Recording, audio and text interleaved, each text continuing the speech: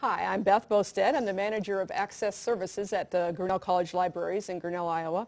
And my primary duties consist of the management of circulation and interlibrary loan, where I oversee 6 staff. But in addition, a couple of years ago, we had a shifting of duties due to a staff retirement, and I also share the management of our 70 student employees. So as a colleague handles the payroll end, and I administer the hiring and general management. So like a good librarian to be, I immediately went out and did some research. And I found this great book, The Complete Guide for Supervisors of Student Employees in Today's Academic Libraries. That should cover it pretty well. And as I was reading this, I found much of the book helpful and indeed turned to it frequently. But I was really intrigued by the opening chapter, which gave an overview of the history of student hiring in academic libraries. And so that led me to read a few journal articles, especially a couple written in '85 and 1995, which further trace this history.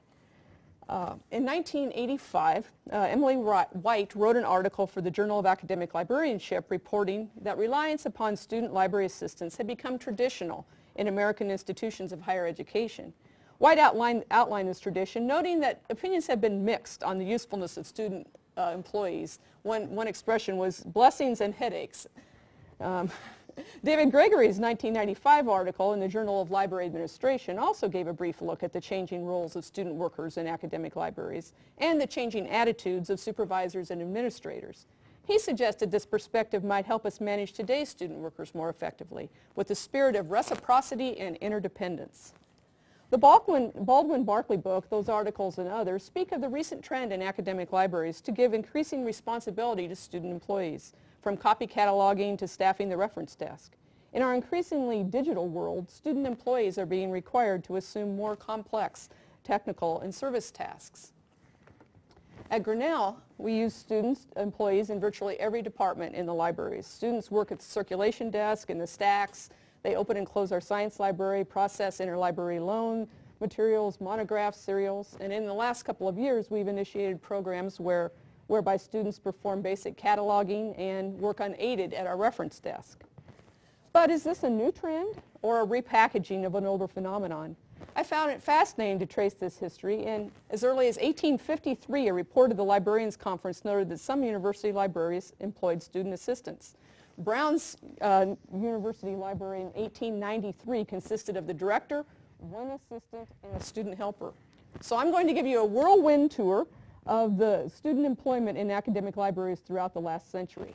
And instead of notes on what I'm saying, I thought it would be fun to show pictures of libraries, various libraries taken at approximately the same time that each of these articles were written, which they don't always correspond to the actual place, but it's the time period. So by 1910, when Brown's Laura Gibbs had presented a paper at ALA, its staff had grown to student staff had grown to a dozen. And she had used all of her influence to prevent the hiring of students, but she finally conceded that the custom was not only economical, but fairly satisfactory. She also noted that the girls were better suited to the more finicky catalog entries, while the men should put up the books and do the other heavy work. In 1924, a normal school put the students in the library methods class to work, creating cards and pockets for each library book, and created a shelf list for their 15,000 books. The result of the work was gratifying beyond all expectation.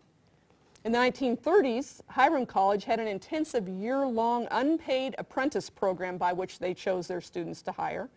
Kansas State found that the A students were too prone to take things into their own hands, and the popular workers attracted too many friends at the desk. Students were paid 25 to 40 cents an hour. A 1941 study of female liberal arts college libraries analyzed student employment and found 75 different tasks performed by the student employees. They also found that libraries used the special abilities of students to enhance the work in the library, especially their knowledge of music, art, or a foreign language. In 1951, Special Libraries article outlined how a small college of pharmacy library was able to succeed due to the help provided by employing students.